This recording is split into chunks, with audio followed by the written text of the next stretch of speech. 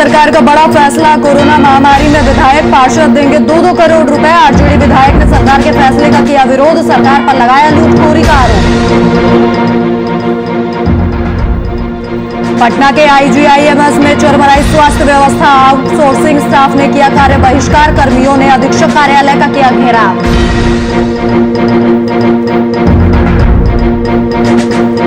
NMCH में मरीज के परिजनों ने की डॉक्टर के साथ मारपीट। काम छोड़कर डॉक्टरों ने दिया धरना। उप विकास आयुक्त के आश्वासन पर काम चल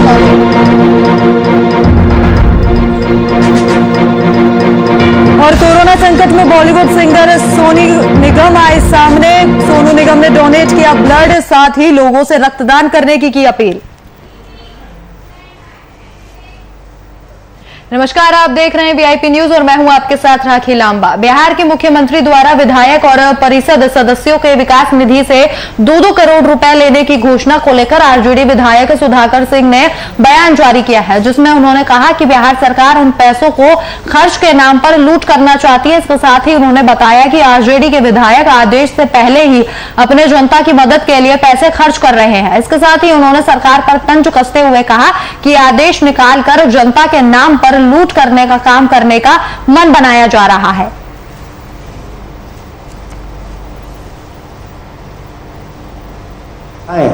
जिसको नीतीश कुमार ने 15 साल में कहते हैं कि हमने बनाया है, वह पटना के बाहर कहीं पर भी दिखाई पूरे बिहार में नहीं देता। कैमूर जैसे जिला तो यहाँ पर ना ऑक्सीजन प्लांट है, यहाँ पर ना ही यहाँ पर सीटी स्कैन है, यहाँ पर पुरानी जर्जर एम्बुलेंस है जो रोगी को रास्ते में ही ले आते रोगी मर जाते हैं।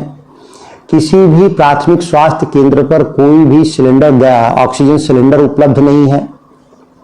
हम लोगों ने जन सहयोग के माध्यम से कैमूर जिला के भीतर 2 सरकारी अस्पतालों को ऑक्सीजन सिलेंडर और ऑक्सीजन रेगुलेटर के माध्यम से चलाने का काम किया। स्वास्थ्य सुविधाएं आरजेडी के सुप्रीमो लालू प्रसाद यादव 9 मई को 2 बजे वर्चुअल मीटिंग करेंगे। मीटिंग के ऐलान के साथ ही बिहार में सियासत में राजनीति शुरू हो गई है। आरजेडी सुप्रीमो लालू प्रसाद यादव पर सीधा आरोप लगाते हुए बिहार के पूर्व मुख्यमंत्री जीतन राम मांझी ने ट्वीट करते हुए कहा कि कितना भी वर्चुअल मीटिंग कर लीजिए, अब सबको पता लग गया है कि बुरे वक्त में आप अपनों का साथ छोड़ देते हैं।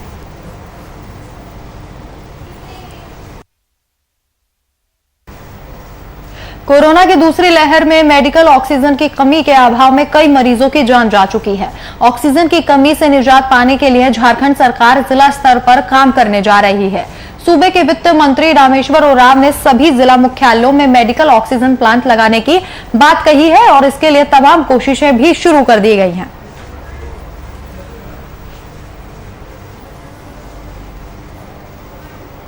जब भी मांग कीजिएगा हम राज्य से दिलाएंगे। दूसरा ये कि यहाँ ऑक्सीजन प्लांट बैठाई हो, यहाँ डिस्ट्रिक्ट हेडक्वार्टर है, ये मुख्यालय का अस्पताल है। यहाँ हर अस्पताल मुख्यालय अस्पताल में प्लांट बैठाने की बात चल रही है और यहाँ भी हम लोग बैठाएंगे। यहाँ पे प्लांट बैठेगा ऑक्सीजन प्रोडक्शन करने वाला।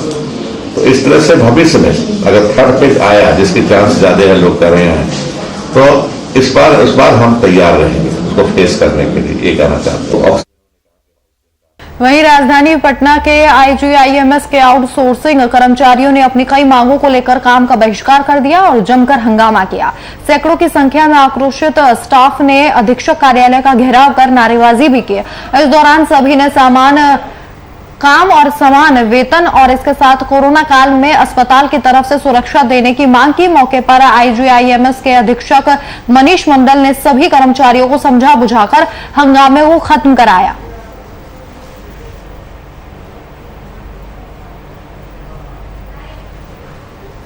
वैश्विक महामारी है, इसमें हर का रोल है, कोई आम कोई खास कोई नहीं है। और इस महामारी में सबको साथ मिलकर अगर हम चलेंगे तभी इससे जीत सकते हैं। और मेरी जानकारी, चूंकि मैं कोविड में लगातार बिजी हूं, 16 घंटा मैं खुद काम कर रहा हूं ताकि जान बचाई जा सके। उसमें मुझे अभी पता चला कि कुछ हमारे जो कर्मचारी हैं जो आउटसोर्स्ड हैं, उनको सैलरी के लेके कुछ प्रॉब्लम है। इसके अलावा मुझे कुछ पता नहीं है। मैं अब उन लोग से बात करूंगा, उनकी बात सुनी जाएगी। हम लोग एनेस्थेसिया टेक्नीशियन हैं, यहीं से पढ़े हैं, यहीं ड्यूटी कर रहे हैं, लेकिन बिहार सरकार इसका वैकेंसी नहीं निकालता है और IGIMS में इसका कोई वैल्यू नहीं है। कोर्स करवाएं बंद कर दिए, मतलब फर्जी डिग्री हम लोग को दे दिए, फर्जी डिग्री दे दिए। यहाँ भी परमानेंट नहीं करते ना, बाहर नहीं करते। हम लोग कहाँ जाएंगे, कहाँ जाएंगे? ड्यूटी कोरोना में भी हम ही लोग कर रहे हैं, हर जगह हम ही लोग कर रहे हैं। परमानेंट वाला का तो पूरा फैसिलिटी प्रोवाइड हर चीज दे रहे हैं, तो ड्यूटी भी वही लोग को देना, हम लोग को क्यों दे रहे हैं? साझा करने के लिए हमारे संवाददाता अनिल कुमार फोनलाइन पर मौजूद हैं। अनिल, IGIMS के आउटसोर्सिंग कर्मचारियों ने अपनी मांगों को लेकर धरना दिया, हालांकि बाद में उन्हें समझा बुझाकर पूरे हंगामे को खत्म कर दिया गया। फिलहाल क्या स्थिति, मामले में क्या अपडेट?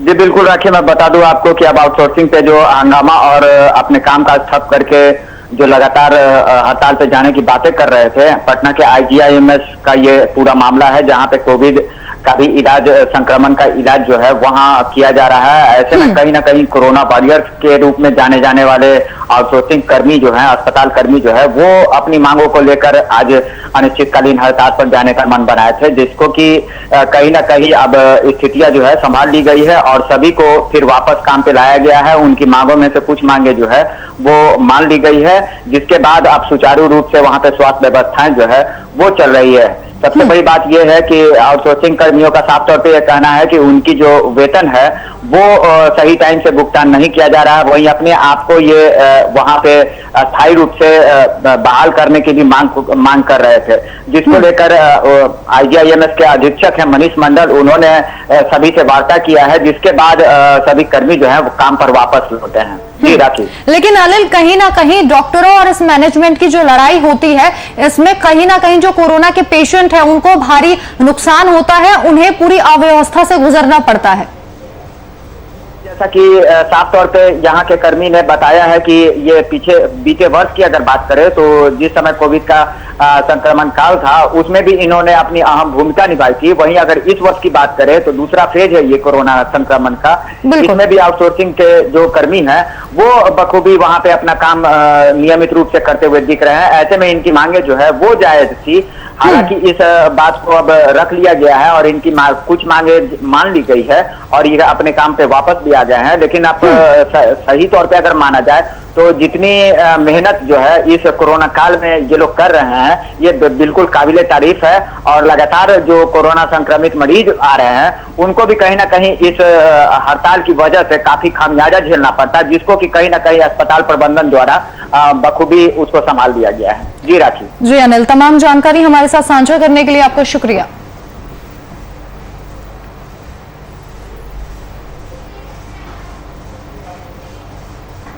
वहीं कोरोना के बढ़ते मामलों को देखते हुए स्वास्थ्य विभाग की ओर से पटना में 110 बेड का अस्थायी हॉस्पिटल कंकड़बाग स्थित पाटलिपुत्र स्पोर्ट्स कॉम्प्लेक्स में शुरू किया गया। पिछले 3 दिनों से यह हॉस्पिटल कार्यरत है और 110 बेड की फैसिलिटी यहां पर कोरोना पेशेंट को इलाज कराने के लिए दी गई है। आपको बता दें कि ऑक्सीजन को हर बेड पर मुहैया कराने की बात करें, यह अस्पताल खोला गया है। इस अस्पताल में अभी ऑक्सीजन की दिक्कत है।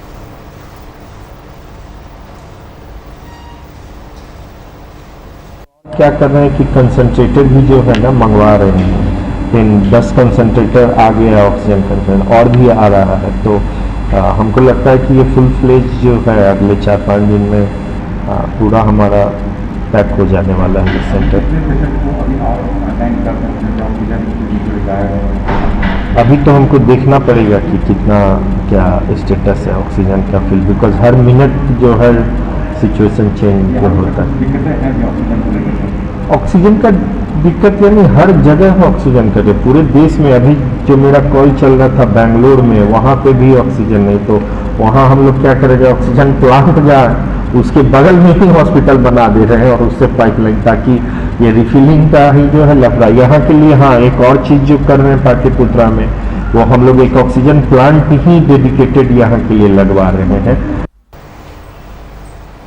वहीं हाल ही के दिनों में एम्बुलेंस के किराए को लेकर मनमानी की खबरें सामने आ रही थी, जिससे कोरोना मरीज और उनके परिजनों को खासी दिक्कतें हो रही थी, जिसे लेकर एम्बुलेंस का किराया निर्धारित किया गया है।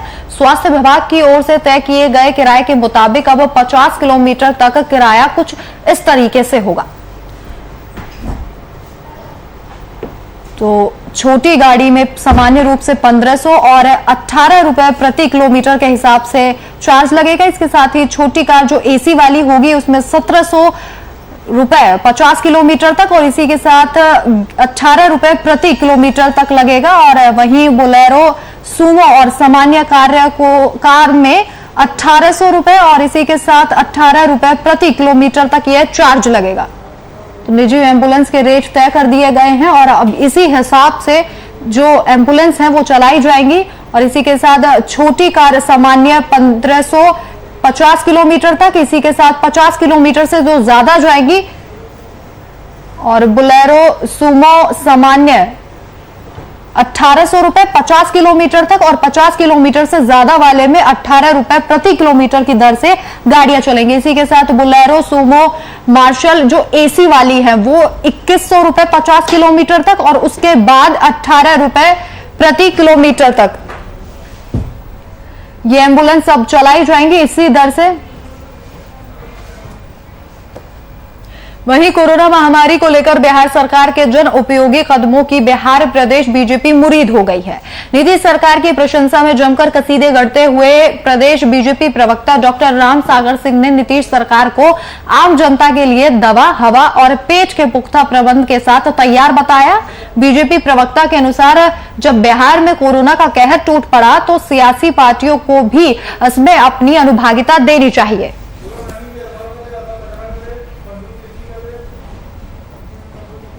कोरोना से लड़े न कि सरकार से लड़े। सरकार गरीबों के लिए मुफ्त में खाना दे रही है। 2 महीने का मुफ्त में राशन 8 करोड़ 71 लाख लोगों को मुहैया करवाया जा रहा है। कम्युनिटी किचन का प्रबंध किया गया है। दवा का, हवा का, बेड का और पेट का और रोजगार का सारे चीजों की केंद्र और बिहार सरकार मिल करके अच्छी व्यवस्था कर रही है। दवाओं का भी कोई दिक्कत नहीं होगा, ऑक्सीजन का भी दिक्कत नहीं होगा। ऑक्सीजन प्लांट लगाने के लिए जमीन भी सरकार दे रही है। वहीं मुजफ्फरपुर में लॉकडाउन के दूसरे दिन भी हर चौक चौराहे पर प्रशासन की मुस्तैदी देखने को मिली। पुलिस के जवानों के साथ साथ अधिकारी भी सड़कों पर उतरे और लॉकडाउन का सख्ती से पालन कराते नजर आए। इस दौरान अनावश्यक रूप से घूम रहे लोगों को पुलिस ने उठक बैठक कराया और डंडे से पिटाई भी की। नगर डीएसपी के नेतृत्व में क्यूआरटी जवान सहित कई थानों की पुलिस शहर के कई इलाकों में घूम घूमकर नियमों का सख्ती से पालन कराती हुई नजर आई।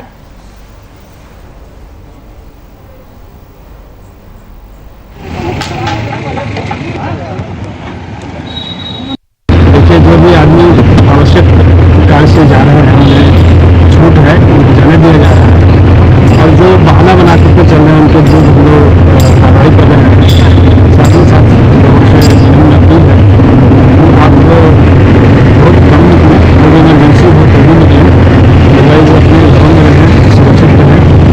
अमन को चैन को तोड़ने के लिए यही सबसे अच्छा तरीका है कि आप अपने घरों में रहें। खूब हमें इमरजेंसी हो तो जो समय सीमा दिया गया है 7 से 4 इमरजेंसी सेवाओं के लिए इसी में निकले, अन्यथा अपने आप को घरों में रखें ताकि आप सुरक्षित रह सकें। थाना पर दे दीजिए, दोनों गाड़ी को थाना पर दे दीजिए। वहीं बढ़ते संक्रमण के मामलों को देखते हुए सभी राज्य अब लॉकडाउन की दिशा में पहल कर चुके हैं। बिहार, उड़ीसा, केरल सभी राज्यों में संपूर्ण लॉकडाउन का ऐलान कर दिया गया है। लेकिन झारखंड के मुख्यमंत्री हेमंत सोरेन अपने प्रवासी मजदूरों को वापस लौटने का इंतजार कर रहे हैं। शायद इसीलिए झारखंड में अभी तक संपूर्ण लॉकडाउन नहीं लगाया गया है और ट्रेन, बस, अन्य माध्यम से प्रवासी मजदूर अपने राज्य झारखंड लौट रहे हैं। प्रवासी मजदूरों के लौटने से क्या कुछ परिस्थिति है हटिया रेलवे स्टेशन की, इसका जायजा लिया हमारे संवाददाता शुभम कुमार ने। संक्रमण को देखते हुए सभी राज्य लॉकडाउन की ओर बढ़ चुकी हैं। चाहे वो बिहार की बात करें, चाहे वो उड़ीसा की बात करें, चाहे वो पश्चिम बंगाल की बात करें, चाहे झारखंड की बात करें। झारखंड में फिलहाल लॉकडाउन नहीं लगाया गया है। झारखंड में लागू है स्वास्थ्य सुरक्षा सप्ताह, जिसके अंतर्गत सुबह 6 बजे से लेकर 2 बजे तक सभी प्रतिष्ठानों को बंद करने का निर्देश है।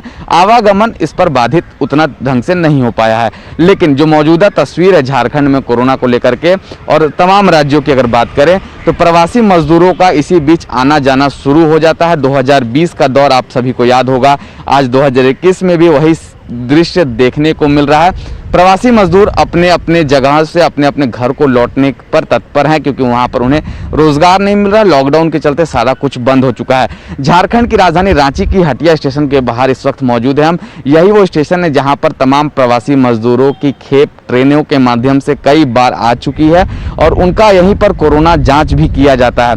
लेकिन जिस तरीके से तमाम राज्यों में लॉकडाउन लगा दिया गया, संपूर्ण लॉकडाउन की घोषणा तक कर दी गई है और मुख्यमंत्री हेमंत सोरेन झारखंड के ये चाहते हैं कि झारखंड के जितने भी प्रवासी मजदूर हैं जो कि बाहरी राज्यों में काम करते हैं वो अपने राज्य को लौट जाएं। शायद इसी वजह से कल ही मुख्यमंत्री हेमंत सोरेन की तरफ से झारखंड सरकार की तरफ से एक दिशा निर्देश जारी किया गया है। जो भी व्यक्ति प्रवासी मजदूर के रूप में बाहर से आएंगे उन्हें कोरोना जांच करवाना पड़ेगा, चाहे वो ट्रेनों के माध्यम से आए, चाहे वो बसों के माध्यम से आए। और इस वक्त मौजूद हम झारखंड की राजधानी रांची के हटिया स्टेशन के बाहर और वो गाइडलाइन में साफ तौर पे लिखा हुआ था कि जो भी व्यक्ति बाहर से आएंगे, जो भी प्रवासी मजदूर अपने राज्यों को लौटेंगे, राजधानी रांची की अगर बात करें हटिया स्टेशन पर उनका ट्रेन आएगा, वह यहाँ पर उतरेंगे, उसके बाद इनका यहाँ पर कोरोना जाँच होगा। जो भी व्यक्ति उसमें कोरोना नेगेटिव पाए जाएंगे उन्हें 7 दिन का होम आइसोलेशन और क्वारंटाइन रखा जाएगा।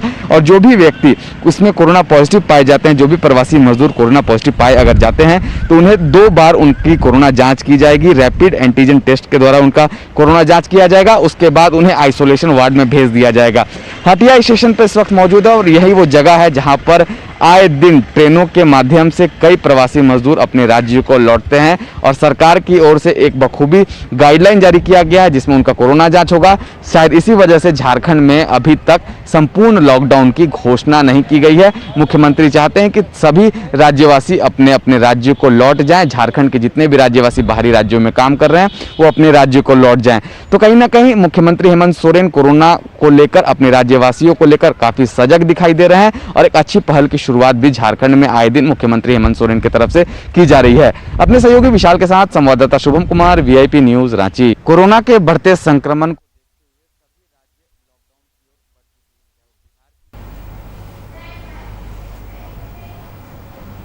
वहीं शेखपुरा में लॉकडाउन का पालन को लेकर जिला प्रशासन लगातार कार्रवाई में लगा हुआ है, जहां एएसडीओ राजीव कुमार के नेतृत्व में बीडीओ और भारी संख्या में पुलिस जवान सड़कों पर निकलकर लॉकडाउन का पालन करवाने में जुटे हुए हैं और जो लोग बेवजह सड़कों पर घूम रहे हैं उन पर लगातार कार्रवाई भी की जा रही है।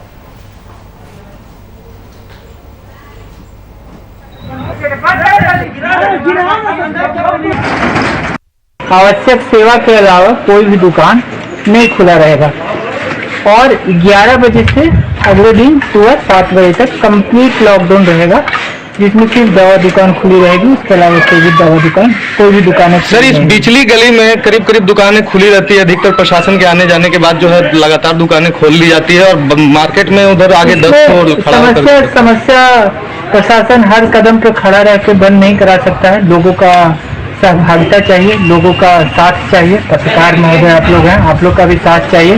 लोग स्वयं जिम्मेदार जब तक नहीं होंगे तब तक कंप्लीट लॉकडाउन करा पाना मुश्किल है। वहीं मधुबनी जिले में लगातार कोरोना संक्रमितों की संख्या बढ़ने से प्रशासनिक अधिकारी पूरी तरीके से सतर्क हैं। लॉकडाउन के दूसरे दिन भी 11 बजे के बाद से झंझारपुर एसडीओ शैलेश कुमार चौधरी और एसडीपीओ आशीष आनंद समेत कई पुलिस अधिकारियों ने शहर का जायजा लिया और इसके साथ ही बेवजह घूमने वाले लोगों को सख्त हिदायत भी दी गई।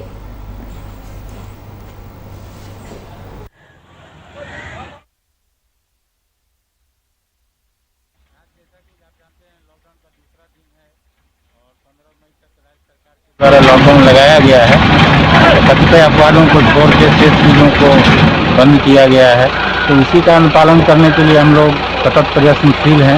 इसी सिलसिले में अनुमंडल के विभिन्न क्षेत्रों में हमारे द्वारा अनुमंडल पुलिस पदाधिकारी के द्वारा और हमारे जितने बीडीओ सीओ हैं उनको भी फ्लाइंग स्क्वाड बनाया गया है। बिल्कुल यह हमारा प्रायोरिटी पर काम है। सरकार के द्वारा लॉकडाउन कल से ही लगाया जा रहा है। कल भी हम लोग अपनी टीम के साथ उतरे थे और कुछ अपवादों को छोड़ करके पूरी तरह इसका पालन करवाने के लिए हम लोग प्रतिबद्ध हैं।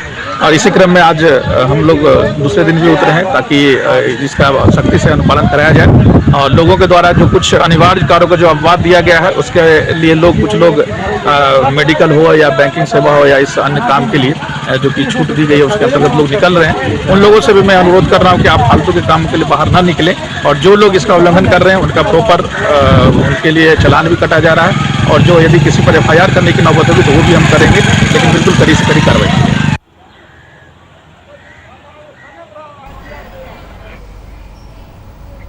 वहीं रांची नगर निगम द्वारा शहर की छोटी बड़ी नालियों की सफाई को लेकर एक सप्ताह का विशेष सफाई अभियान शुरू किया गया है। वहीं नगर निगम स्वास्थ्य पदाधिकारी किरण देवी ने बताया कि शहर के सभी छोटी बड़ी नालियों के सफाई इस अभियान के तहत की जाएगी, जिससे कि बारिश के समय में जल जमाव की स्थिति से शहर को निजात दिलाया जा सके। इसके साथ ही उन जगहों को भी चिन्हित किया जाएगा जहां पर किसी तरीके का एंक्रोचमेंट किया गया है।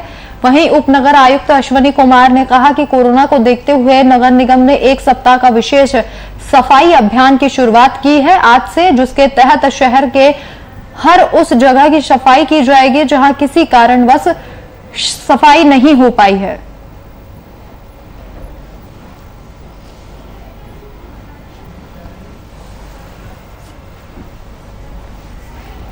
साफ सफाई नहीं, ये हमारा स्पेशल ड्रेन क्लीनिंग और जो पुराना गार्बेज है उसके लिए हम लोग विशेष एक सप्ताह का अभियान चलाने जा रहे हैं। तो जो बड़ा नाला है, ऐसे भी अभी देखिए मई का महीना है, जून से प्री मानसून स्टार्ट हो जाता है, तो हर साल हम लोग लगभग इसी समय बड़े नालों की सफाई करवाते हैं बृहद पैमाने पर। तो इस बार हम लोग काफी पहले से 4-6 JCB लगाकर जो बड़ा नाला है उसको एक वीक में हम लोग चाहते हैं कि क्लियर हो जाए और दोबारा जरूरत पड़े तो फिर एक बार और क्लियर हो जाए, ताकि जो मानसून आए उसके पहले हम लोग इस तरह से बड़ा नाला की सफाई कर दें कि कहीं से भी कोई रुकावट नहीं हो। जो ओवरफ्लो की स्थिति कहीं कहीं हो जाता है वैसी समस्या हमारा नहीं आए। आज से हम लोगों ने एक सप्ताह के लिए एक स्पेशल कैंपेन लॉन्च किया है, चलो करो कोरोना को डाउन, रांची बनेगा नंबर 1 टाउन।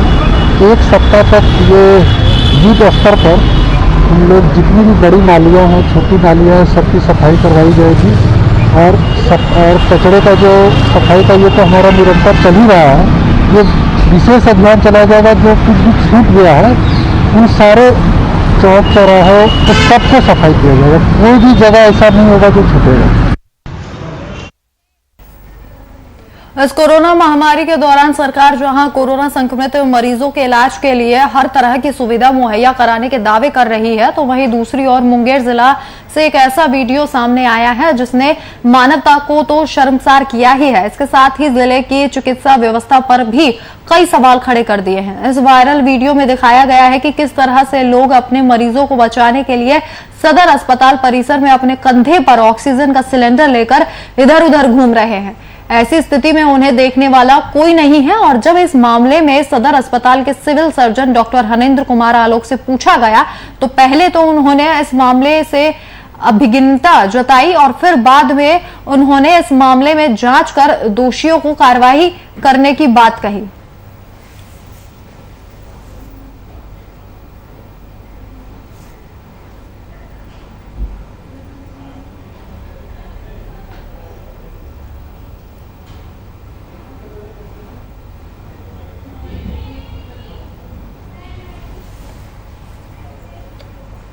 लॉकडाउन के अनुपालन को लेकर लगातार जिला प्रशासन बाजारों में घूम रहा है। इसके साथ ही जो लोग लॉकडाउन का पालन नहीं कर रहे उन लोगों पर कार्रवाई भी की जा रही है। अपर अनुमंडल पदाधिकारी राजीव कुमार वीडियो मंजुल मनोहर के नेतृत्व में अभियान चलाया गया। जो दुकानदार बाजार में दुकान खोले मिले उन्हें कार्रवाई की गई उन पर।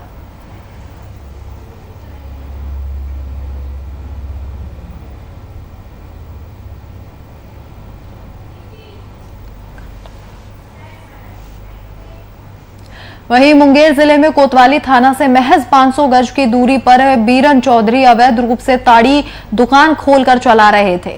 आपको बता दें कि बीते दिन से ही बिहार में लॉकडाउन लगाया गया है, इसके बावजूद बीरन चौधरी अवैध ताड़ी का दुकान खोलकर बैठे हुए हैं। इस पूरे मामले को देखते हुए पुलिस प्रशासन पर सवालिया निशान खड़े होते हैं।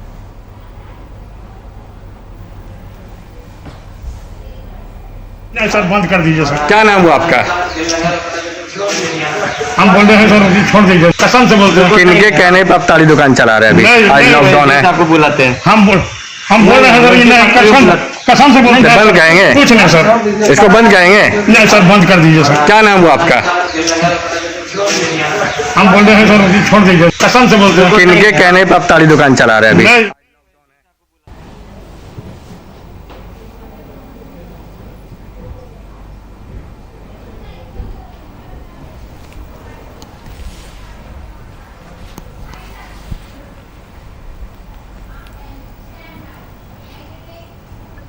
फिलहाल इस वक्त के बुलेटिन में मेरे साथ इतना ही। देश और दुनिया की तमाम बड़ी खबरों के लिए देखते रहिए VIP न्यूज। नमस्कार।